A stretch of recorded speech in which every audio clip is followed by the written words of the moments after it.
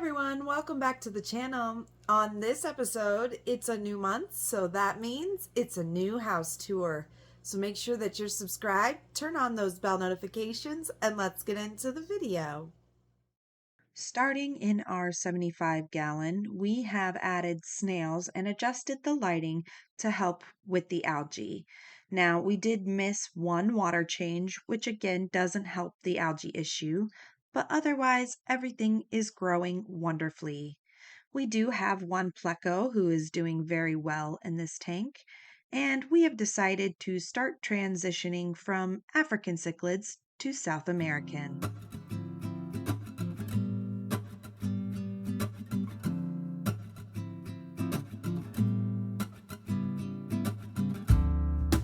Starting in our racking system, we've added an uplift tube, and our plecos are actually using the homemade caves we've made, as well as the little Acara fry are about ready to move into the big tank.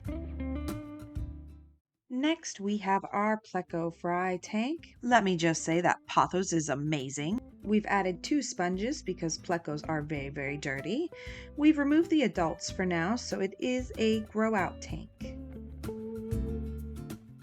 In the Acara Fry Grow Out, we have 2 sponge filters to keep with the bio load. We have added some mystery snails for algae control, and our hornwort is struggling a little bit, but we hope with the adjustment of temperature it will bounce right back. In our breadline guppy tank, or what we call the Vienna guppies, we have a bunch of fry that are starting to show some colors, which is exciting. We do have 3 albino plecos that are breeding in this tank, and we are very excited to have some of their fry very soon. Also, the hornwort is looking very good, as well as the moneywort and pothos are finally growing. In our little breeder box, everything is a huge success and our fry are growing so well. We do have a couple of snails in there to help keep up with the bio load. In the rest of the 40-gallon, Papa has escaped but is taking refuge behind the breeder box for safety. Mama is attending to her fry, which are just free swimming as of Sunday. And we do have some endlers in this tank that are existing very well. So well, in fact, that they have their own fry in this tank. In this tank, as you can see, it's no longer just a snail tank. We have moved 2 angels in and took a bunch of snails out. We did also pull most of the platies that we could catch out. And as you can see, the under gravel filter is working beautifully. It's great, and it's the first tank that is clear after a water change, which is impressive.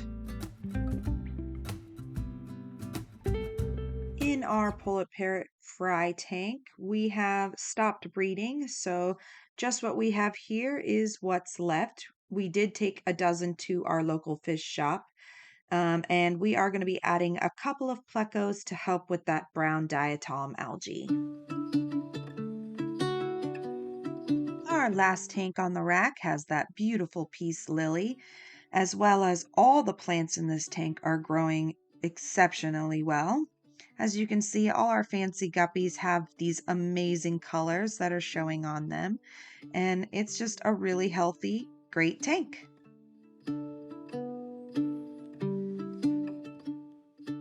Hanging on our last tank is our super red bristlenose pleco breeding box, and everything is growing so well in there. We've added some wood and moss, but these little guys especially love green beans.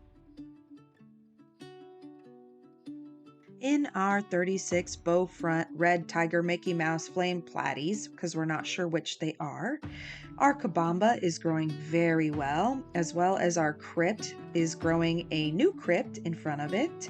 We also have a rotala, which is hitting the top of our tank, and everything in this tank is just growing so well.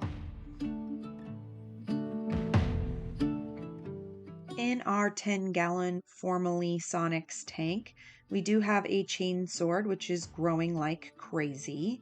We are still thinking about new fish to add to this tank, and everything is bouncing back really well after the trim.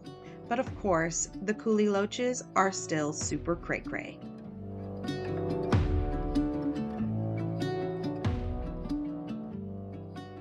Moving on to what I call our crowning jewel is our 20 long blue dream shrimp tank. As you can see, all the plants are absolutely impeccable and beautiful. We have sold some of these shrimp, but of course they bounce back very quickly. We do have 2 plecos in here to help with algae as well. In our purple dragon mosaic guppy tank, we have had some issues getting this tank established, but we have had lots of fry born. However, we did have to move one guppy fry because, as you can see, his tail is a little bit too much of a flame. Got you. Yay! We got him. We got him. We got him. We can get a shot of him in the net. There he is. Oh, he does have little Dumbo fins. So when you remove something that doesn't have the required traits, that's called culling. Yeah. All the other fry are doing very well, and all the plants look very good.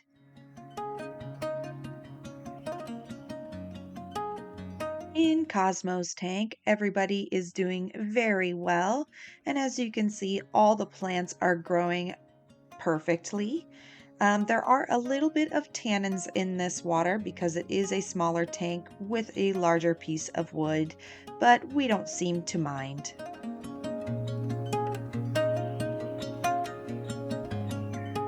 Next, of course, is Amy or Armando's tank, and everyone is growing very well. This tank also has a little bit of tannins, but as you can see, all the plants are thriving.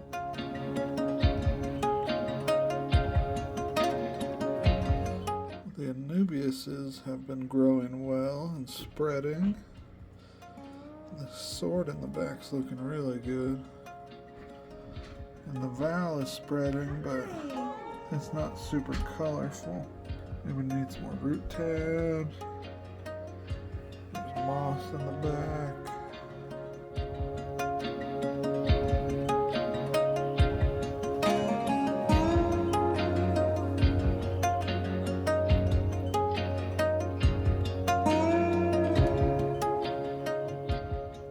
In this tank, we have our breeding pair of angels, which have laid eggs, but no successful births yet. However, the bristles are breeding well in this tank.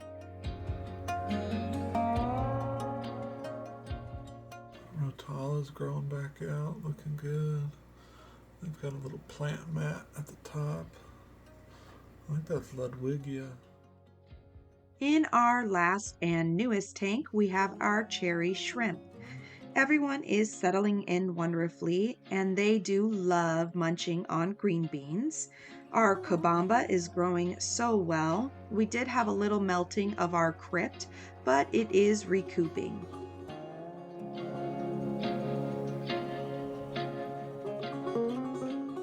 As always, I hope you enjoyed seeing all of our tanks and updates on them.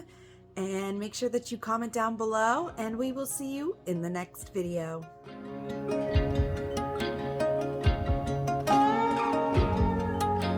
Breed and give their yucky colors away.